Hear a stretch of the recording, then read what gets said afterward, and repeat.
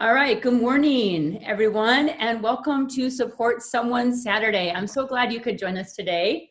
I am so honored to be here with Chris Lindsley of the Chicago Angels. He and his wife, Melissa, co-founded Chicago Angels back in October of 2018, and Chris is the Director of Programming. Chris is a father, a foster dad, a teacher, and a mental health specialist. Chris actually has a lot of experience working with kids. He's a former case manager, and he has experience working as a youth leader at Willow Creek Community Church for several years with the Elevate Youth Group. Chris loves to exercise in his spare time, and he is a former NCAA academic All-American. So I want to hear more about your roles that you currently have, which are as a teacher and a mental health specialist and a Love Box lead and a Dare to Dream mentor. So we're so excited to have you here today, Chris, and we can't wait to hear more about Chicago Angels. Perfect, Amy. Thank you for having me. You're so welcome. So I thought I have to start off and tell you how we actually know Chris and Melissa. So Eric and I were in small group for quite a while. It feels like a couple of years with Chris and Melissa. They actually hosted small group through Willow Creek at their home. And kind of a formative bonding moment happened because back in 2017, we received a phone call from Ashton, our son's endocrinologist, and she informed us that our son had a genetic disorder called Noonan syndrome. So obviously that was a lot to take in, and we were actually getting ready to go to small group. So I don't even think Eric and I had time to talk about it or process through. And that evening we went to small group and really processed through that whole, news with Chris and Melissa in our small group. So they were there for us then, and they have been there for us even now. So they are wonderful people. They love others. They love children. They pray for us. They've supported us over the years. They've been great friends. So it's such an honor to have them here today and to let you know more about Chicago Angels. These guys are the real deal, so I had to let you know that. We appreciate that, Amy. You're welcome. So Chris, tell us how you guys got launched. I know it was back in October of 2018. What gave you guys the inspiration or the vision to launch Chicago Angels, and who helped you out with that process? Sure. So Melissa, my wife, had heard a podcast with Susan Ramirez and Rachel Hollis, and she had asked me to listen to it. And there was a compelling story that was in the podcast, and it was about two foster kids and more or less their journey in the system. I don't know if you know this, but oftentimes foster kids change homes. Up to 7 times is the average in a 2-year period. And every time you change schools, it sets you back 6 months in your educational process. So if you do the math there, like that's a 42-month setback in a 6-month period on average. So that caught my attention. And these kids, they both had different diagnoses and some cognitive setbacks and things like that they were working through. They were both in front of the court 30 times with the same judge. And this judge had shared this story with our founder. And it turned out that they were both in residential care. One aged out. Well, they both aged out at age 18, but one had finally a father who came and said, I want to adopt you. I want to be your parent, and I'm going to be with you going forward.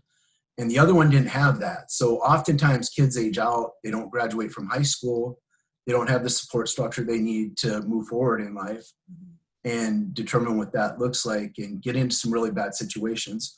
Well, in this case, one of the boys, and it's a very sad story, so kind of prepare yourself. He put everything he had in his bag, and he ended up walking in front of a truck, and he dies. However, the boy who had the support of the father moved forward and started his own residential care for kids like himself, got to college with the support of his father, and was able to give back to the community and be successful in life. Wow. And so hearing that story was a motivation. Yeah. Oh my gosh. What a difference, right? Just getting that love and support. Yeah, it's powerful. So anyway, Melissa's, got me to listen to that. And I just, I really couldn't say no after Yeah. that. Yeah, I can see that.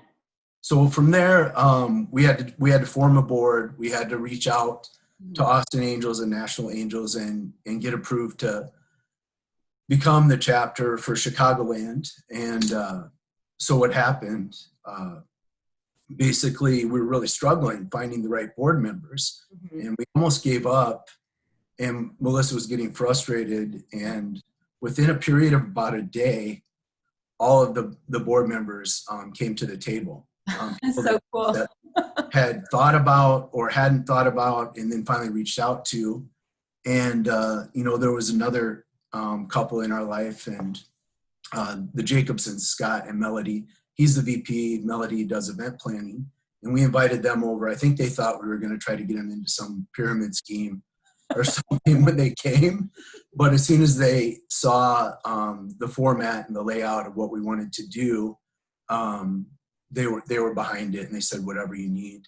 I definitely want to thank, Megan, Rachel, Don, Rita from Zurich Corporation. Yes.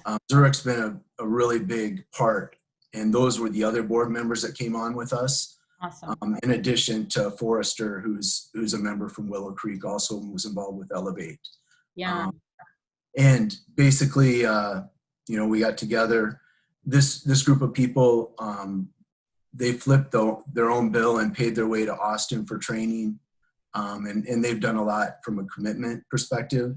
And then Zurich actually just came to the table with a $15,000 grant last week. It's going to help us into 2021 as well. Wow, that is wonderful news. I'm so happy to hear that, especially right now, since this is being recorded during this COVID-19 shelter in place, any kind of provision, and that's a huge amount, it's such a blessing. That gives you hope, right? We're going to get through this year.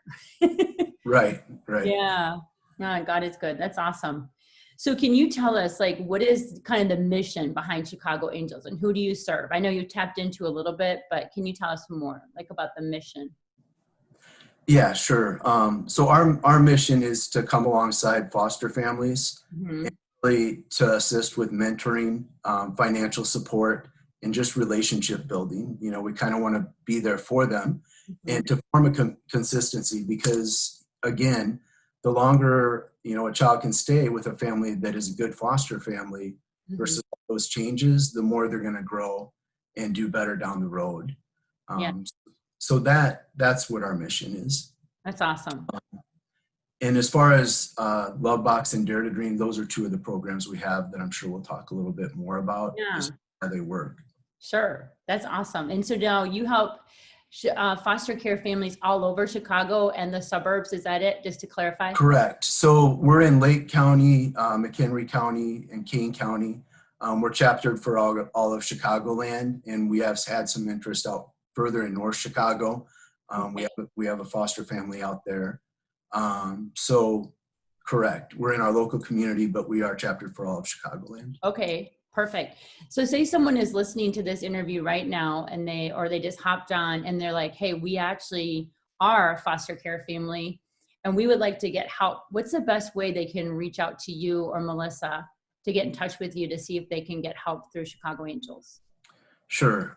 They can just go to chicagoangels.org. Okay. And then right on the front page there's 3 sections. But there's a section for refer. So a foster family, like a case manager or a friend of a foster family, can refer a foster family. And there's a short survey there. Or the foster family can refer themselves by clicking on that part of the platform. Okay, good stuff. And we'll make sure to post those links too, to chicagoangels.org. Okay.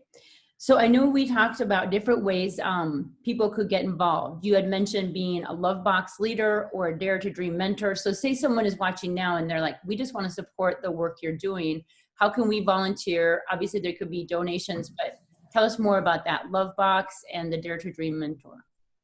Sure, I'll start with Love Box. So that's a program where once a month you make a year commitment.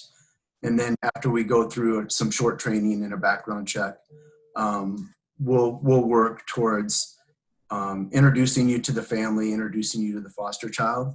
And then each month you go and you provide different items Mhm. the family might be in need of, nothing extravagant. A Okay. lot of times it's necessities or just things like, as I'm thinking through, there's things for back to school. Mhm. A lot of times it might be like holiday gifts for, if it's a seasonal type thing, or a Mhm. theme towards, maybe even Halloween or that type of thing. And like I said, that's what Love Box is really you just show up monthly and you show an interest. You also write a letter to the child each time before you go. Mhm. Even before you meet the child, I encourage the Love Box leader to write a letter talking about how excited they are, Okay. getting to know them and the family. And it's not just about supporting the foster child. Most of these kids have siblings, so it's really about coming together as a family united and just getting to know and support them. That's Um, awesome. and it's more about the relationship than it is the items. Yeah.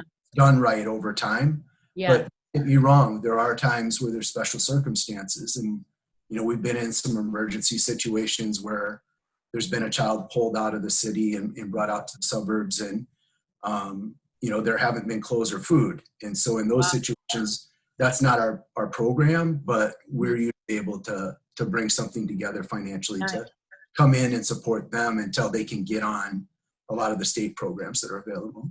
Oh, that's good. So you guys are kind of like that transitional, people and help. Cause yeah, that's probably, like you said, hard. It's like hard enough to be in a new home again and not to have your basic essentials. So that's awesome. Sure. Yeah, sure. And then the other thing is if we can't get you with a Love Box leader right away, we Mhm. do want to try to support you as much as we can if there's dire circumstances while you're on our waiting list.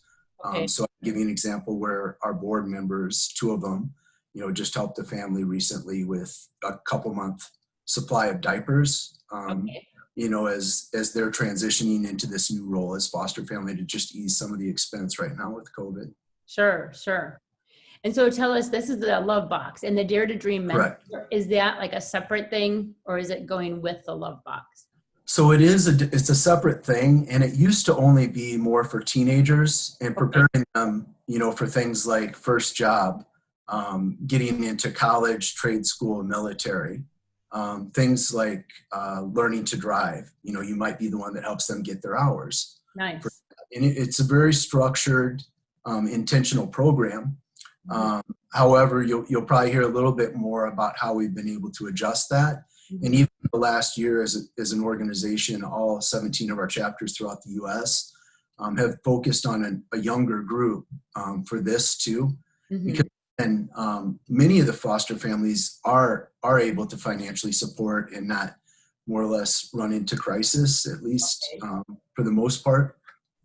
And so, or otherwise, maybe they wouldn't have taken on this, Yeah, sure. right? Okay. So, but again, it's a lot, and so just being able there to help with from a younger age, things as simple as homework.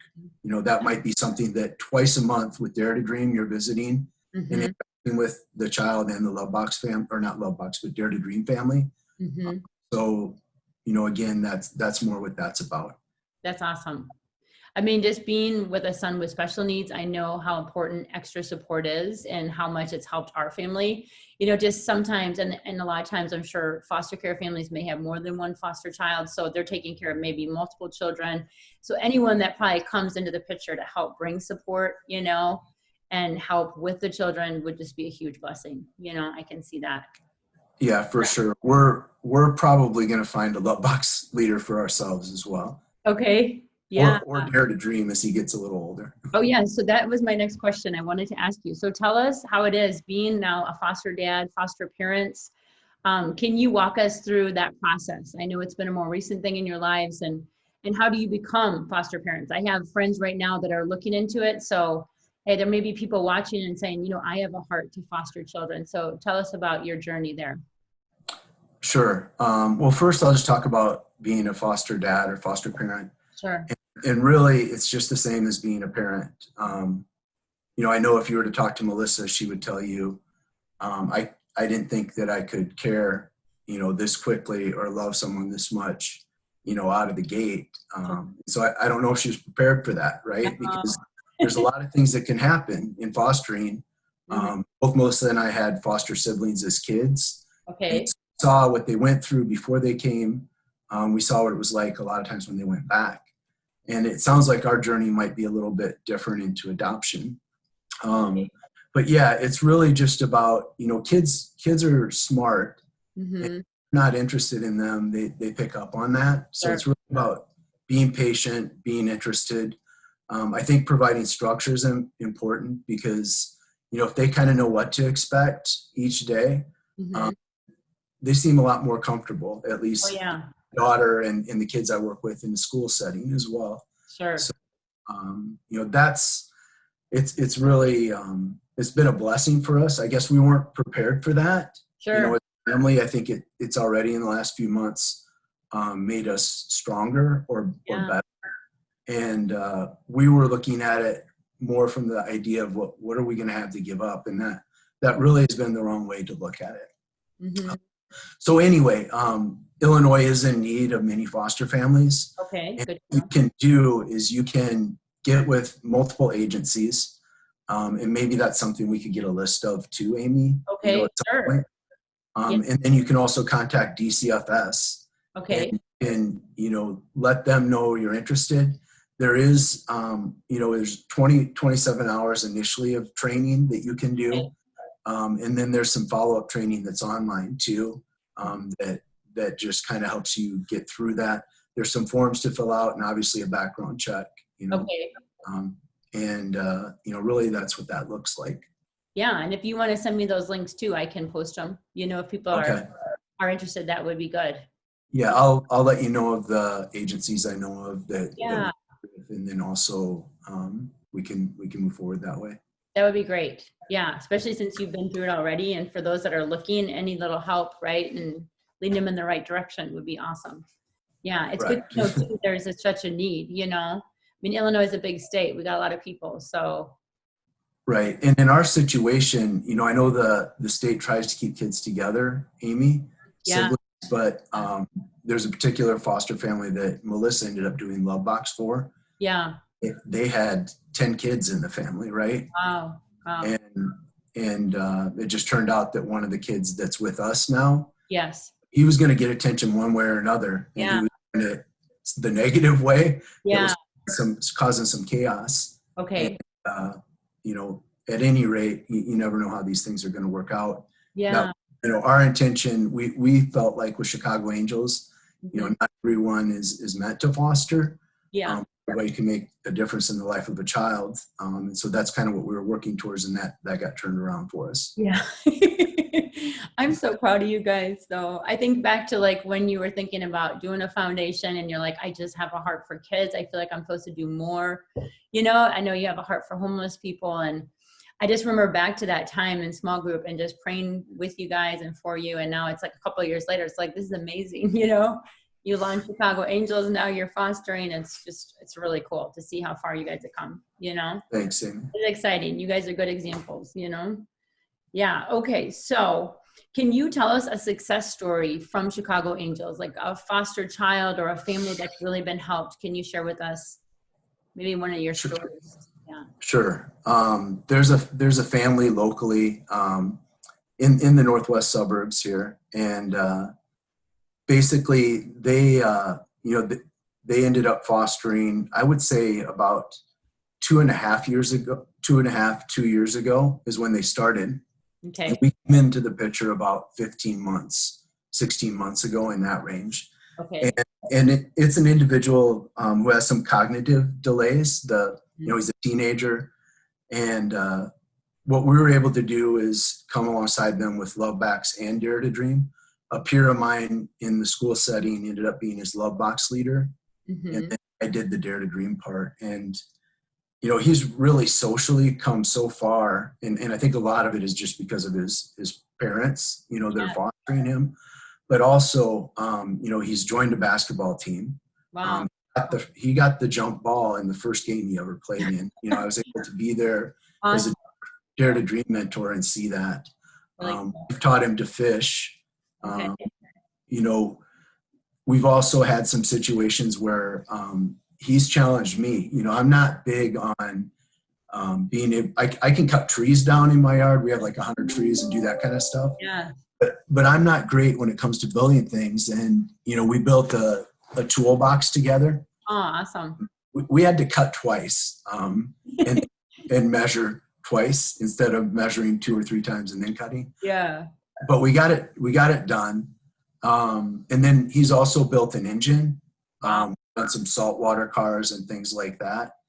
And really, what I've seen happen is he's just kind of formed into this regular kid that, does a lot of the same things that that most kids do, his age. I'm just having a flashback. The first time we went to make a pizza together, Yeah. We were done with it and we were putting it into the oven. Yeah. One of the foster parents was helping to get it in the oven for us, and it ended up tipping over and ruining the oven. So now it's not about what are we going to eat for dinner. It's like, how do we get this hot oven cleaned? And it seemed like it didn't go exactly how you would want at a first meal. Mm-hmm. It was fun and funny and something we all laugh about now. Yeah, that's awesome. There's grace for those things. That's good, just to show that too, right? Things don't always turn perfect, but yeah, we can use a sense of humor. But we tried. It looked great before it got in the oven. Oh, you have to throw in a frozen one after that, huh? So This is awesome. I love hearing the stories, like how you're actually reaching people. And I think it's so important. Like, I think I heard a saying once that if you support someone, like say someone is growing up in a hard situation, abusive situation, not really connecting to their parents or feeling love, but if you can bring strong community around them, and they just feel supported by someone, whether it's a teacher or a coach or, maybe it's a mentor, that they can end up doing well in life. It just takes one caring adult, and just a sense of community, and they can be successful. So I feel like that's kind of what I see you're doing with Chicago Angels. It's like, yes, the foster parents are there, but we want to bring in an added layer and bring in that community and that support so that we can see these foster care children grow up to be successful, just like any other child would. So I think that's, I think it's a great thing you're doing. So can you tell us again, if someone wants to get in touch with you, what is the best way to reach you or to get on board with Chicago Angels? Sure. So they can reach me at Lindsley, and that's Lindsley at chicagoangels.org. Okay. And that's the email for the organization for me. And basically, otherwise, they're going to go to chicagoangels.org. They can go to our programs and sign up for Love Box or Dare to Dream Mentors. But you can just go to the homepage and click on volunteer if you want to volunteer. And again, there's 2 other sections there. One is for referrals to support a family or to refer a family, or for the foster family to refer themselves. And then the other one is just more along the lines of donations if you wanted to support us financially as well.